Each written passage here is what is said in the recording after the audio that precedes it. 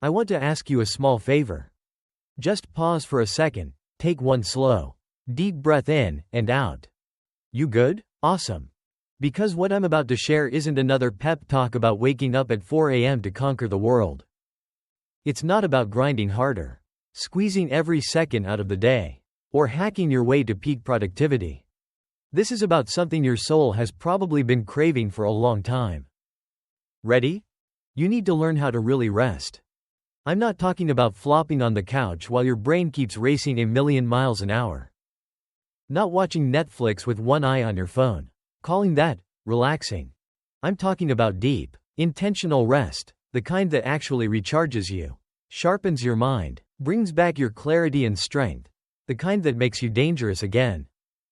Yeah, you heard that right. Real rest makes you dangerous. Somewhere along the way, we bought into this lie that rest equals laziness.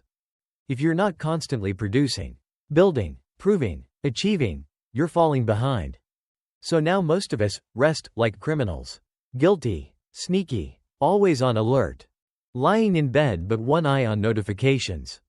Taking a break but still checking email. Binge watching shows we don't even like while our brains keep nagging us that we should be doing something useful. That's not rest. That's self-punishment. True rest isn't just stopping work. It's giving yourself permission to let peace come back in. It's letting your nervous system finally come down from red alert. It's creating space in your mind so you can remember who you are beyond all the responsibilities and to-do lists. I've been there. Completely burned out, wound up tighter than a drum, pulling 12-hour days like it was nothing, and then when I finally crashed into bed at night, I'd dream I was still at the damn office, still working. It was straight up horrifying. That's not rest, that's your brain screaming for help. Let me tell you a story I really love. Two woodcutters are competing to chop as much wood as possible from morning till night. The young one swings his axe non-stop, determined to outwork everyone. The older one keeps pausing, sitting down, drinking water, taking short breaks. At the end of the day, the older guy has way more wood stacked up. Why? Because every time he stopped, he was sharpening his axe. That story has stuck with me forever. It captures the real power of true rest. It doesn't make you weaker, it makes you sharper. Rest isn't the enemy of progress, it's what makes progress sustainable. So why does rest matter so much? First off, rest isn't weakness, it's a smart strategy the best performers use. Think of your brain as a smartphone. You can run 20 apps at once, constantly switching between them, pushing it all the way down to that last 1% battery. But what if you never stop to recharge? It starts to lag, it overheats, and eventually it shuts down. The difference? Your phone just shuts off when the battery dies. It protects itself. You just keep running. The highest performers in the world get this. Take Cristiano Ronaldo. He's legendary for his insane discipline, but he's equally serious about sleep and recovery. Or look at Khabib Nurmagomedov, the UFC legend known for unbreakable discipline and grinding training. He always said the most important thing between sessions isn't more work. It's recovery, especially sleep. Another powerful example, the samurai warriors. Before life or death battles, after months of brutal training, they would stop practicing during the final couple of days. Instead, they would sit in meditation or complete rest. Was it laziness? No way. No one slacks off right before facing death. The reason? They understand how important rest really is. They've already pushed their bodies incredibly hard in training. At this point, their bodies and minds need real recovery to be at their best on fight day. Ironically, doing another workout would probably feel easier than slowing down and recovering.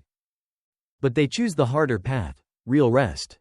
When we work non-stop without any breaks, productivity doesn't stay steady, it actually drops. Have you noticed that after 3 to 4 hours of non-stop work or studying, your focus starts fading? You get irritable, make sloppy decisions, and everything feels harder? That's because your brain is constantly burning through glucose, its main fuel. Your nervous system gets overloaded, and creativity tanks. You think you're being hardworking, but really, You're just lowering the quality of your output without even realizing it. Rest done right helps you go further. It's not slowing you down, it's stopping you from breaking down halfway.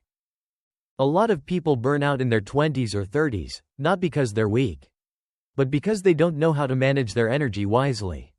Success isn't a 100-meter sprint. It's a marathon.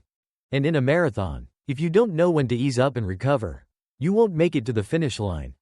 So if rest is this important, why do so many people still brush it off?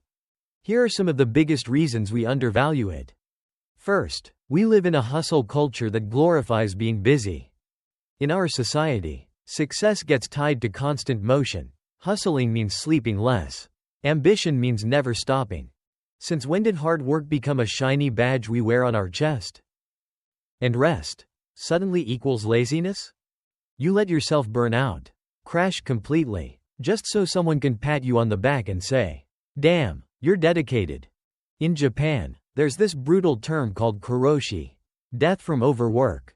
People literally drop dead at their desks from heart attacks or strokes after grinding endless hours. But here's the crazy part. It's not usually because they love the job or chase money.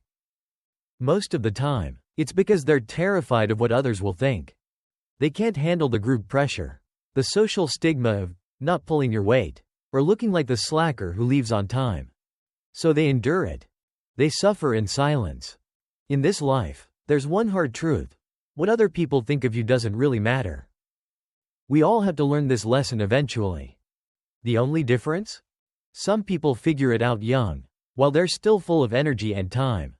Others wait until they're on their deathbed, staring at the end of their life, and finally realize, damn, I wasted so much worrying about opinions that never even mattered. Another big reason we undervalue rest is the guilt we feel when we're doing nothing. A lot of us sit still for a minute and immediately think, I'm falling behind. Everyone else is moving forward. You take an hour to rest, and that voice in your head goes, other people are working right now. This is often called relaxation FOMO, or fear of missing out on productivity, that anxious feeling of being left behind if you're not constantly grinding. Many people treat life like a race, push harder, beat others, win at all costs. But that's a huge mistake. Life isn't a competition, it's a solo journey. Along the way, you cross paths with a few people. Some leave quickly, others stick around a little longer. But eventually, everyone moves on. And on that journey, it's not just about work. There's love, family, friends, dreams, passions, hobbies, the stuff that actually makes life worth living. Once you truly get this, you'll start to understand why you're here, and rest will start to feel natural, not forced. The next reason we don't value real rest? We confuse it with entertainment. You say you're resting, but you're actually scrolling TikTok, gaming, binge-watching shows. Your brain isn't resting, it's just switching to a different kind of stimulation. True rest isn't only physical, it's mental. When people rest this way, they often end up feeling more tired and think, rest doesn't even help. And the final reason so many avoid real rest? They're afraid of stillness and silence. When you truly rest, no phone, no noise, no distractions, you face quiet. In today's world, a lot of people can't even handle 5 minutes of boredom. They've become hooked on cheap dopamine from social media. It makes sitting still feel unbearable. Another layer, deep down, many fear facing inner emptiness. If someone hasn't figured out the meaning or purpose in their life, their inner world feels hollow. So they keep filling it with activity, noise, anything to avoid that void. Now, let me share a personal story with you. This is something I went through myself, but I believe a lot of people will see parts of themselves in it. Back when I was in school, I was a total bookworm. My entire youth basically revolved around studying. In high school, I often slept only 4 to 5 hours a night. No hanging out, no fun, just grinding through books and assignments all the time. Looking back now, I realize that was a huge mistake. Chronic lack of sleep seriously tanked my mental clarity and focus. My learning efficiency dropped hard. Back then, I thought pushing like that made me smarter or more capable, but in reality, It wrecked my ability to absorb and retain information. The biggest regret? Beyond academics, life has so much more to offer. Friends, experiences, growth. Trading your entire youth for a piece of paper, a degree or certificate, is just not worth it. I'm not saying hard work or studying isn't important. Far from it. But if you want to actually learn better and perform at a higher level, focus on smarter methods. Don't trade sleep and health for fake productivity. In other words, work smarter, not harder. When I reflect on why I fell into that trap, the biggest reason was no one taught me otherwise. My parents never told me to rest, they just pushed. Study harder, be more diligent. Teachers didn't say take a break, they warned, finish your homework or face punishment. My friends didn't encourage me to rest either. They just invited me to play games. In today's world, so many students are repeating exactly what I went through back then. And it's not just kids, tons of adults are doing the same thing. Just swapping, studying, for working. I've seen people who are so poor, the only thing they have is money. Yeah, their bank accounts are full of money. But their health is falling apart.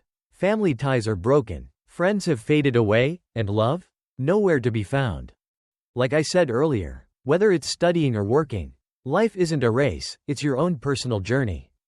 If other people love racing, let them run. When the whole society goes insane, you don't have to lose your mind with them. At this point, a lot of you are probably wondering, okay, so how do I actually rest effectively? The real question is, how do you actually start valuing rest? The methods are actually surprisingly simple. At its core, real rest is about relaxation and stillness. When you let your body soften, your mind quiets down, and you actually feel that inner calm, that's rest. You can rest by going for a walk without popping in a podcast or music, just you and your thoughts. Eat your meal without looking at your phone. Meditating, doing yoga, getting a full 8 hours of sleep every night. And especially, taking a solid 30-minute power nap during the day. One super effective method you can start right now. Set a repeating alarm. Every 30 minutes or an hour of focused work, give yourself 5 to 10 minutes to break. During that break, try the 4-6-8 breathing technique. Inhale quietly through your nose for 4 seconds.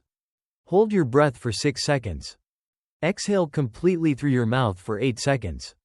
This simple pattern calms your nervous system fast, lowers stress hormones, and brings mental clarity back quickly. Or keep it even simpler, just lean back in your chair. Let your body go loose.